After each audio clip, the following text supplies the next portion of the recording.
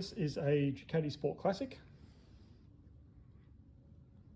with the fairing, and just doing a service. One of the things I like to check on these is I support the bike so the axle's all free, or the swing arm's free, and then just move the swing arm side to side. Might not be able to see it too well because my hand's moving as well as the swing arm. But that's swing arm side clearance. And you can shim that out between in here with shims between the swing arm and the engine cases.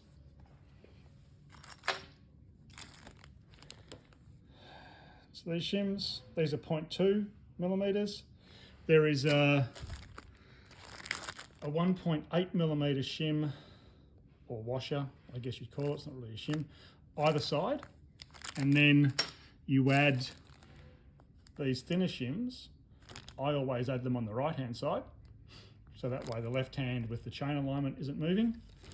Now you need to make sure you do this with the rear axle nut tight, because it can make a difference. It does tend to pull the swing arm in and out depending on how tight this nut is. So always torque your axle up, then check your side clearance.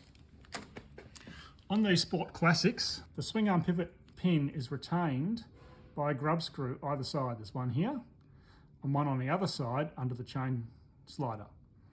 And there's a circlip on the end here. But these grub screws are what does most of the work. So you undo them. Some of the other models, like the STs, have pinch bolts, and some of the late STs, the pinch bolt is actually a bolt with a taper on it, and as you tighten it down, it pulls down into the swing arm, and the taper pushes against the pin and it locks the pin in place. So it's not a clamp bolt, it's this sort of taper bolt. So you have to undo the nut on the bottom and then knock the bolt up a little bit to reduce the load on the shaft.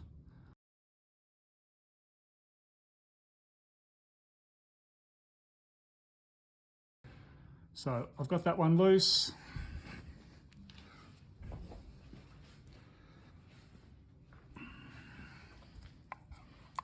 I've got this one here loose. I've had to pull the footrest assemblies out of the way, and so I've got this old Anderson stand through the back of the engine cases, which makes it very easy to support the engine. And it makes it really easy then to just move the swing arm side to side. So I'm going to roughly jam some shims in to see how many I think I need. Probably 3, maybe 4. And then I'll knock the pin back and get them into place. One of the things I use when I'm aligning them is this beauty, which is a piece of old handlebar probably, machined down very roughly to align things. Works a treat. To knock the swing arm pin back, I need, problem when you have collections of stuff, sometimes you can't find what you want. So remember where it is. This goes into the end of the swing arm pivot pin, and it's a bit smaller than the swing arms are, so it slides through nice. I often slide an old pin over it, or pivot shaft over it, like so, to use as the belting stick. But it just depends how easily it comes out. Sometimes these come out really easy, and sometimes they don't. But usually it will move fairly easily. Get our friendly brake hose out of the way. Okay, I'm going to mount the phone somehow and get into it.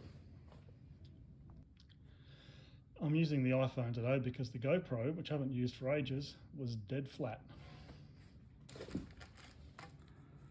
If I pull the swing arm hard across this way, which it does slide pretty easily, actually just see how many shims I can poke down in here, and that gives me an idea of how many I'll be able to get in. when the time comes.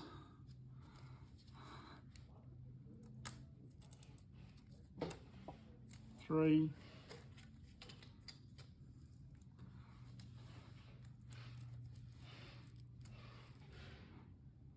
That's 4. There is actually a 1mm shim I've got as well.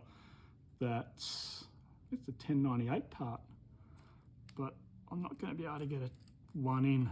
That's 4.2s, and that's firm to push it in. So I think that'll probably be where we end up. So that's 0.8 of a millimetre. So it's a fair bit of side movement. I have had people say that doing this does make a difference to how the bikes handle, a noticeable difference. So I think it's worth doing. And certainly I've seen several with this sort of side movement. It's not at all uncommon. I'll see if I can knock the pivot back.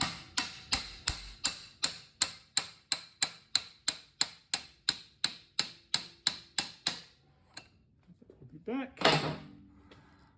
I've actually got a little thread in the end of this thing, so I can screw a, looks like a 6mm into it and pull it out.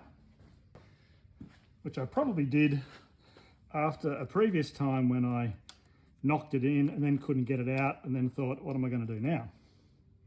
Beautiful. I do it to a few things actually. It works really, really well, having a thread in the end of something to pull it out. So this is our budget aligner. So pull swing arm across, drop those 4 shims. That's fairly easy actually. Maybe we'll try one of the 1mm shims. You never know your luck.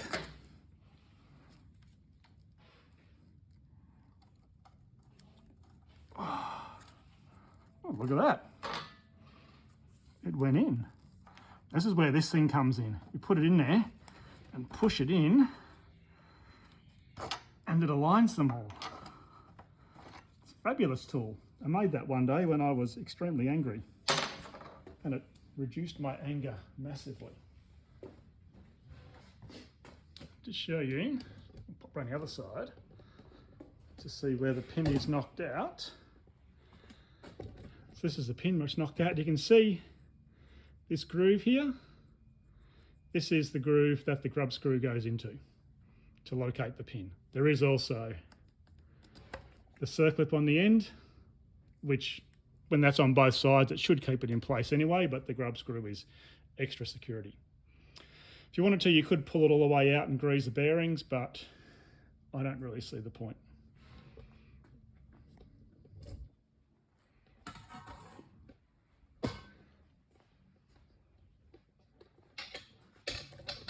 Pulling the pin all the way out to grease the bearings means you sort of need to pull the swing arm itself out, and that gets a bit more complicated. You need to get the chain out of the way and all sorts of stuff. It's up to you. If you're at home doing it on your own time, you can do it.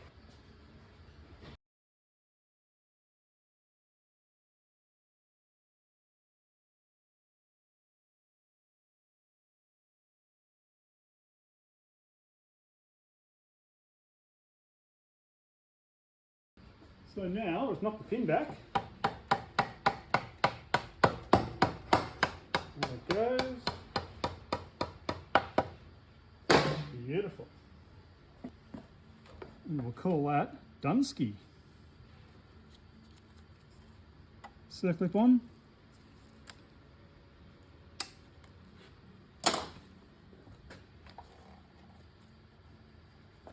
Now there shouldn't be any side movement. No. But it shouldn't also be causing any drag at all. So now the swing arm pivot pin is all the way back in and the circlip's on. I'll just tighten the 2 grub screws up. There's possibly a torque spec for them, and they are Loctited in to keep them there.